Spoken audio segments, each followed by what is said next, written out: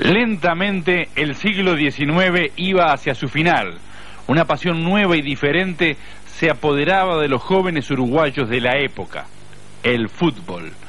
Casi como por obligación iban surgiendo los clubes, razón por la cual no extrañó que un grupo de estudiantes universitarios buscara abrazar el futuro y unir sus propias ilusiones.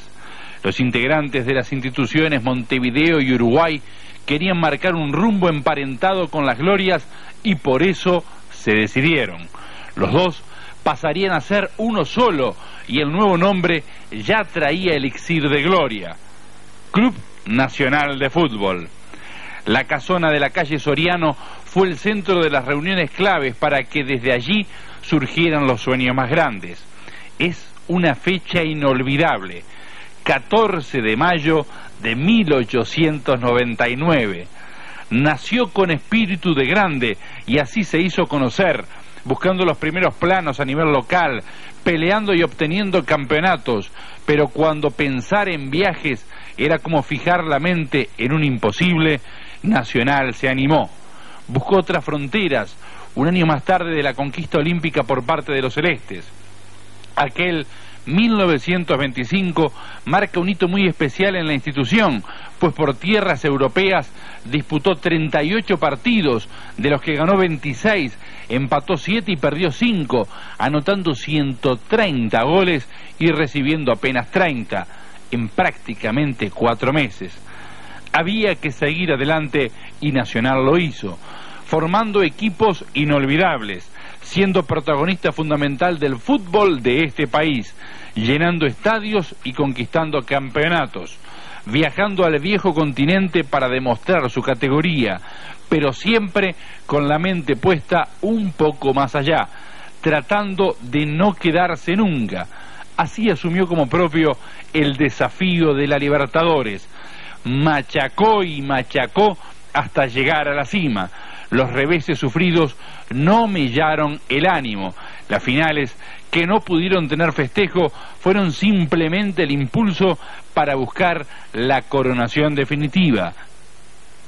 También en ese camino tenemos algunas actitudes negativas, el hecho de que el intento fue por 2 o 3 veces, ¿no? Que fue un proceso lindo, que Nacional en aquel momento le compró jugadores en el 66, una cantidad de muchachos jóvenes, que también tuve la suerte de integrar ese grupo, de 6 a 7 jugadores, y después a lo largo de los años le fueron agregando jugadores de mucha experiencia y de mucha categoría, y bueno, que recién culminamos en el 71, ¿no? Porque en el 67 ya se había presentado una oportunidad muy linda, que habíamos empatado en Avellaneda y empatamos acá, y en el tercer partido en Santiago perdimos. Después por el 69 también con Estudiantes de La Plata jugamos un par de finales, también perdimos por una vez o dos, otra vez también le tocó a Peñarol, y bueno, por suerte en el 71 culminamos. Yo creo que fue algo yo diría que nos costó muchísimo, y a pesar de que fue lindo, porque también fue la primera vez, ¿no?, que Nacional consigue algo tan importante que era la Copa Libertadores. Nacional había disputado 3 finales de Copa Libertadores de América. La del 64 ante Independiente, aquel arbitraje tendencioso del holandés Leo Horn, que le anuló un gol legítimo a Mariolo Vergara para consagrar un empate en Montevideo 0-0. La revancha en Avellaneda con victoria de los rojos con gol de Mario Rodríguez, que les permitiera a los de Independiente ganar su primera Copa Libertadores de América. Luego las finales del 67, 0-0 en Avellaneda, que pudo ser bien victoria sobre el final. Pepe Urmendi tuvo una jugada de gol, empate también en el Centenario, y este tercer partido que se jugó en Santiago, si no recuerdo mal, un 29 de agosto. Y ahí Nacional iba entonces a disputar esta segunda posibilidad de obtener la Copa Libertadores de América, pero Racing comenzaba ganando de esta manera y en definitiva el albiceleste sería el campeón. Un equipo durísimo, con excelente marca, el de Racing, con 2 zagueros centrales como Perfumo y Basile, que eran impresionantes por su eficiencia, por su dureza. 2 laterales que también marcaban muy bien, ¿verdad? Martín por derecha, el Panadero Díaz por izquierda, se iba muy bien arriba. En el medio, grandes luchadores como Rulli, como Mori, un estratega como Maschio, ¿verdad? Y adelante la presencia de Martinoli, de Cárdenas, de JJ Rodríguez. Ahí el segundo tanto, ¿verdad?, para el conjunto racinguista. Habíamos visto el primero de cabeza, eran grandes cabeceadores, estaba Raffo también, estupendos cabeceadores tenía el equipo de Racing. Y Nacional creo que dejó pasar la gran ocasión cuando no ganó el partido en Avellaneda, que perfectamente se le ofreció para la victoria. Después acá Racing marcó muy bien, ya Celio, que había sido figura importante en el primer partido, acusó mucho los golpes que le propinaron y no rindió de la misma manera. Y el partido de Santiago en el primer tiempo fue favorable. Ahora va a venir un tiro libre de Celio, ¿verdad?, que contiene a Agustín Cejas, el arquero, y van a ver ahora este golpe, ¿no?, cómo se daban, el golpe que recibe Perfumo, que, dicho sea de paso, había pegado y pegado en las dos finales anteriores. Nacional va a descontar por medio de Milton Viera, ¿verdad?, un lindo gol de Tornillo Viera, y después presionó e hizo pensar en la posibilidad de lograr un nuevo tanto que no se concretó. Ahí esa pelota que pega en el horizontal, ¿verdad?, después de ser cabeceada por Víctor Espárrago sobre el borde del área. El gol de Viera llegó cuando todavía había tiempo, ¿verdad?, para pugnar por el empate. Va a crear Nacional otras situaciones de gol, pero en aquella fría noche santiaguina Nacional sufrió. Acá está el gol de Viera, entra por el callejón del número 10 y define muy bien ante la salida de Cejas. Decíamos que Nacional sufrió en Santiago esa noche una segunda frustración, la segunda Copa Libertadores que se le escapaba después de aquella del 64 de Independiente, cuando tras el partido de Avellaneda mucha gente estaba convencida que era la oportunidad de que Nacional ganaba su primera Libertad. Y creo, Jorge, que precisamente este repaso no hace más que realzar la importancia que tuvo aquella Libertadores de 1971, porque ya lo vamos a tener a continuación. También Nacional volvió a tener otra frustración en el año 69, lo que hacía cada vez más importante y más grande también la presión para aquel conjunto de 1971. Se cotejó con grandes equipos en las finales anteriores, ¿verdad? Este Racing era un equipo muy compacto, muy completo, con gran funcionamiento, y ni hablar Estudiantes, que después de haber ganado la edición anterior frente al Palmeiras en el 68 acá en Montevideo, ganó también en nuestra capital el primer partido con gol de Bocha Flores, y la segunda final que los pincharratas ganaron en forma clara por 2-0 en su feudo de La Plata, habiendo conquistado uno de los tantos también Bocha Flores tras un centro impecable de Raúl Madero. Nadie discutió la legitimidad de la conquista albirroja, como lo dijo después Ignacio Prieto al terminar el partido.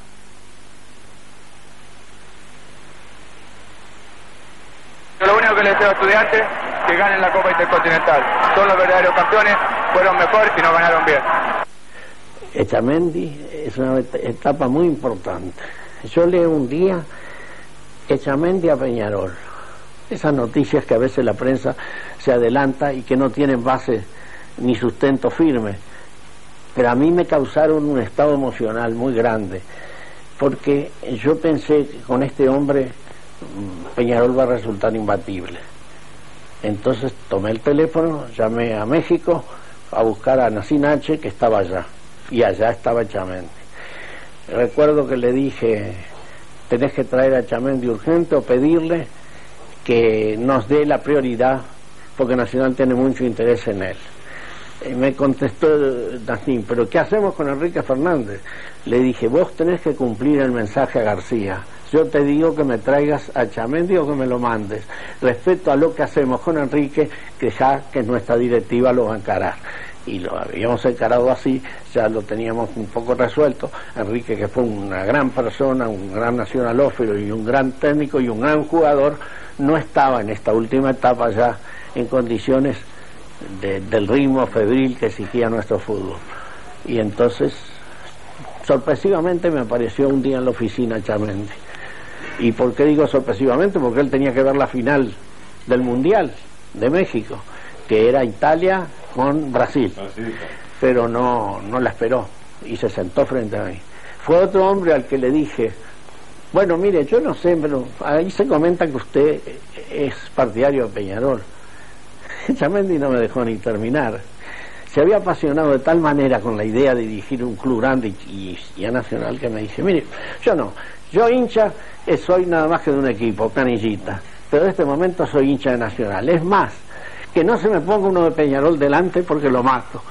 Tanto es así que hubo aquel famoso episodio del estadio con Máspoli, que era una preparación que él había dicho a los jugadores, ni regalos de camiseta, ni saludos, ni nada de esa serie de cosas muy amistosas y muy engolosinadas que se practican. No, es una guerra, somos enemigos y tenemos que ganar. Así se formó aquel núcleo. Con paciencia de artesano fueron incorporándose los futbolistas, año tras año tratando de llegar a la coronación. Así fueron llegando las figuras.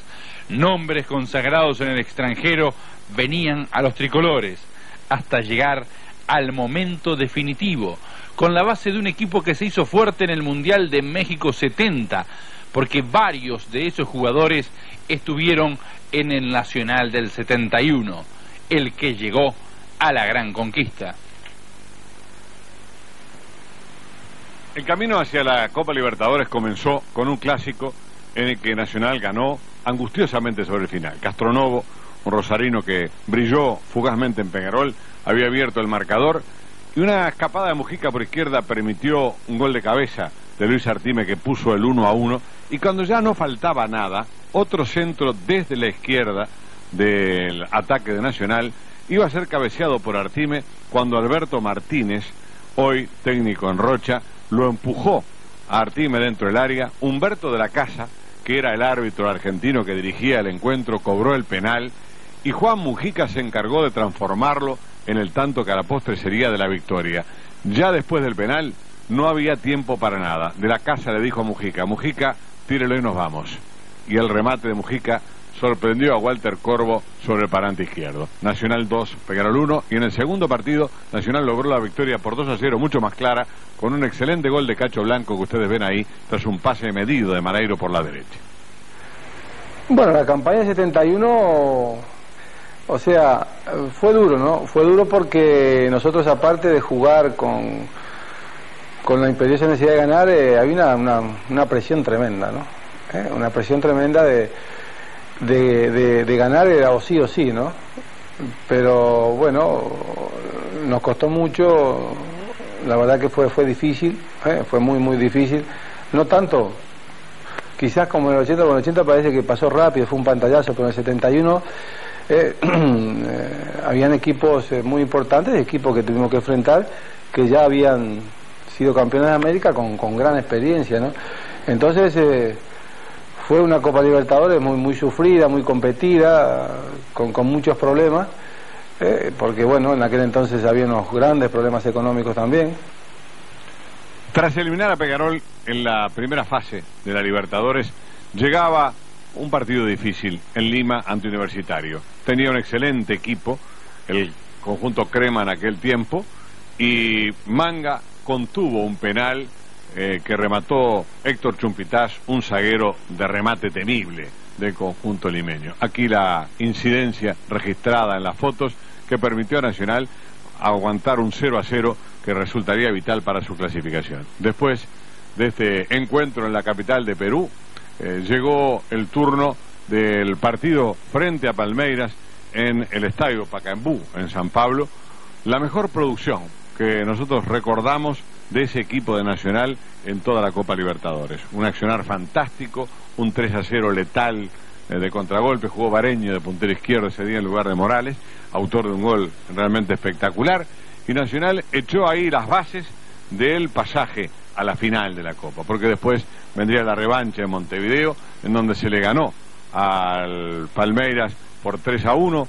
César era un centro delantero muy bueno, jugaba Lito Silva también en el equipo esmeraldino, y se caracterizó Víctor Esparrago por una marca impresionante sobre Ademir Daguía, un fabuloso estratega del conjunto de Palmeiras, a que Nacional le ganó acá por 3-1, después de una reacción excelente tras ese gol de César que permitió a Nacional sí pasar a las finales de la Copa Libertadores. Ya en esa revancha, Jorge, estaba presente Cascarilla Morales, autor de un verdadero golazo en ese compromiso. Claro, Cascarilla tenía un disparo de zurda fenomenal, le pegaba como nadie de volea de aire a la pelota, y ese golazo sirvió para plasmar la victoria inobjetable que consiguiera Nacional en el centenario para clasificar para las finales de la Copa, donde lo esperaba una vez más Estudiantes de La Plata. Los goles tricolores en aquella tarde del 18 de mayo en el Centenario fueron logrados por Luis Artime, Ignacio Prieto y Julio César Morales. De esta forma entonces Nacional se acercaba a un viejo sueño, la Copa Libertadores, dejando atrás a un gran equipo. Aquel equipo de Palmeiras era muy bueno, yo después tuve la suerte de también integrarlo con muchos jugadores de ellos, con Ademir Laguía, Dudú, Copeo, Servilio. Ellos un año antes habían perdido contra Peñarol un partido también trascendental en el Estadio Centenario, el año anterior que después nosotros jugamos, y bueno, y después yo fui, tuve la suerte de jugar de compañeros con ellos, que era un gran equipo, con Copeo, con Luis Pereira, con Chicao, es decir, todos jugadores de selección del fútbol brasileño, ¿no? Había llegado el momento de la gran final. Otra vez, Nacional y Estudiantes estaban frente a frente. En el equipo estudiantil ya no jugaban más Alberto Poletti, Raúl Madero, Eduardo Manera, Carlos Vilardo, quienes se habían retirado y no participaron, por tanto, en esta edición 71 de la Copa Libertadores. Nacional completo, buscando su primer torneo continental. La batalla inicial fue en La Plata, recuerdo, clima de gran presión, incidentes, agresiones antes de empezar el partido, ya desde el ómnibus a los jugadores de Nacional, y un triunfo con un gol logrado por parte de Daniel Romeo en La Plata, que le dio tranquilidad a Estudiantes para venir después a jugar la revancha en el Estadio Centenario. Aquí estamos repasando a través de las imágenes fotográficas, incidencias, y aquí precisamente, Jorge, está el gol de aquel Estudiante. Un centro desde la derecha de Verde, el cabezazo en el primer palo, una jugada muy practicada por parte de Estudiantes de La Plata, alternaban, le hacían un centro al primero, otro al segundo, nunca se repetían, para que de esa manera los rivales siempre estuvieran desacomodados, y el muy buen cabezazo del entonces rubio volante del conjunto estudiantil, que gana sobre el primer palo y que vence a Manga para darle a Estudiantes la primera de esas finales en el marcador de 1-0. Más que nunca adquiría importancia la revancha en el Estadio Centenario. En el Centenario, Nacional debía ganar sí o sí. Nacional era un equipo durísimo, yo me acuerdo de una definición de Pachamé, dice, qué duro que es este, dice, tiene músculo en las pestañas, era por Ubiña. Yo me acuerdo que eran choques terribles, eran choques durísimos. Uno en la charla, ¿no? En la charla táctica decíamos, ¿cómo hacemos? Porque venía Cococho, venía Ancheta a cabecear, era un equipo fuerte, muy fuerte, y después en el centro del campo un jugador que no te dejaba pasar a nadie, Montero Castillo, que era era imposible de pasar por ahí. Pero yo creo que eran partidos duros, acá, allá y en todas partes. Nacional era un equipo para mí, ¿no? En ese entonces de los mejores que vi. Vos veías a Ancheta y Cococho, eran dos torres que tenían ahí, era imposible, aparte Manga, después en el arco. Después se fue Celio, vino Artime, y Artime creo que fue el autor de los goles que hizo Nacional en Lima, ¿no? Y Estudiantes fue, es decir, en aquella época una revolución en el fútbol argentino. Yo creo que estaban adelantados, era un equipo estudiado, era un equipo trabajado, era un equipo que lógicamente no dejaba nada al azar, y bueno, y se hacía bastante difícil. Fue una época de una revolución en el fútbol argentino, y creo que ellos fueron los pioneros en ese sentido, ¿no? Aparte de buenos jugadores, porque tenían muy buenos jugadores, no eran todos jugadores que corrían, sino tenían un Verón, tenían un Madero, es decir, no eran todos los Aguirre Suárez, nada, simplemente tenían muy buenos jugadores, con Igliaro, Romeo, es decir, buenos jugadores, Pachamé, todos que eran jugadores de COI, y después con la experiencia, lógicamente, de haber jugado ya bastante, con Poletti, es decir, un montón de jugadores que fueron importantes. Nacional debía ganar, de todas maneras, la segunda final para forzar una tercera en Lima. Y había una enorme presión, los antecedentes de las copas del 64, 67 y 69 ante este mismo rival. Por tanto, no fue fácil. Y Nacional logró el gol de la victoria a los 30 minutos del primer tiempo, sobre el arco de Amsterdam, un centro desde la derecha, un cabezazo espléndido de Manik arriba, una pelota que fue cayendo, entró muy cerca de la horizontal, la sacaron adentro del arco los jugadores de Estudiantes, pero el árbitro y en línea bien ubicados dieron el gol, que a la postre significó una victoria trascendente porque permitió llegar a la final de Lima del 9 de junio. Y aquí entonces estamos repasando esas imágenes con el gol de Juan Masnick, que ahí está precisamente en la imagen fotográfica, que le permitió a Nacional ese tercer y decisivo compromiso ante un rival que, como señalaba Jorge, no tenía algunos jugadores, pero que sí seguía teniendo una mecánica de juego muy complicada. Por eso es que Nacional y cualquier equipo que lo enfrentaran iban a tener dificultades muy grandes, pero se llegó a Lima, que era lo importante. Y vino la revancha con el famoso gol de Masnick, un cabezazo tremebundo que entró y que la sacaron de adentro. Y bueno, y lo otro fue ya el famoso partido en Lima. Nacional estaba concentrado en el Hotel Savoy, Estudiantes en el Crillón, y la clásica guerra previa, ¿verdad? Nacional sorprendió a todo el mundo poniendo a Ubiña de lateral derecho, quien había sido sometido a aquella operación por parte del doctor Suero, por la que le había colocado un injerto de hueso en el pie, donde tenía una fractura por desgaste, con un tornillo, ¿verdad?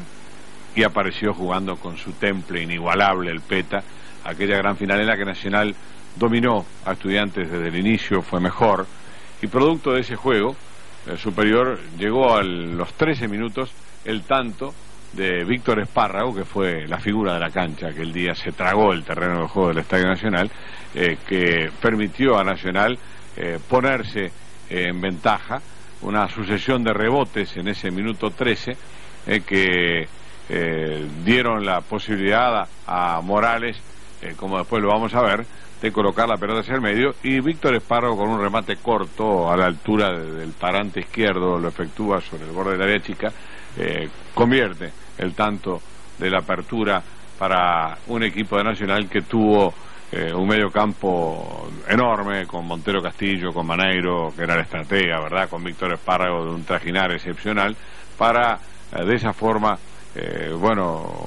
ejercer una supremacía en el primer tiempo y liquidar el partido en la segunda etapa con una notable jugada de Cubilla y un golazo de cabeza de Luis Artime, que puso el 2-0. Encuentros muy duros porque, como ustedes ven, eran dos equipos que golpeaban fuerte, ¿verdad? Había gente que lo hacía en ambos equipos. En Nacional apareció jugando Cacho Blanco al principio como titular por izquierda, después ingresaría Juan Martín Mujica, y acá viene el centro de Morales. Ustedes ven cómo se tira Espárrago para pegarle cortito a esa pelota y poner el 1-0 en favor del equipo nacional, que por supuesto sorprendió a la gente estudiante. Y ahí el festejo, en la incidencia siguiente del segundo gol, no aparece el segundo gol, es muy poco el material de video que hay de aquella época, lo poquito que hemos conseguido de Argentina, y el abrazo entre Luis Artime y Luis Cubilla. Cubilla hizo una jugada genial por izquierda, eludió a Aguirre Suárez, colocó el centro de zurda pasado el segundo palo,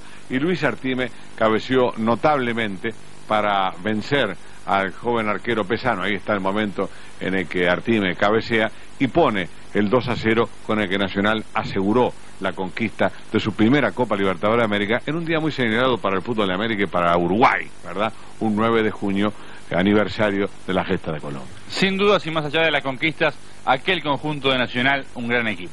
Sin ninguna duda, formidable, Manga en el arco, un arquero impresionante, un joven zaguero como Ancheta que tenía todo, velocidad, técnica, gran juego aéreo, coraje, un Masnick que fue la incorporación sólida que galvanizó el fondo de Nacional, el Peta Ubiña por un lado, Juan Carlos Blanco Mujica por el otro, un mediocampo completísimo con Montero, que era un león quitando y corriendo, con Maneiro, que era el cerebral, el creador de fútbol, a veces Prieto, con Víctor Espárrago, que hacía las dos, marcaba, llegaba arriba y hacía goles, y adelante Cubilla, Artime, Morales. ¿Qué más va a decir uno de esos tres fenómenos que jugaban arriba en este equipo tricolor? Y ahí está el capitán Ubiña con la ansiada copa. Bueno, ese día lo salió todo bien, ¿no? El equipo, la verdad que rayó a gran altura. Sí, fue una jugada de Luis y un rechace y bueno, y marcamos el gol. Después el otro también fue una jugada por izquierda que hicimos con Luis Cubillas también y hizo el segundo Artime, ¿no?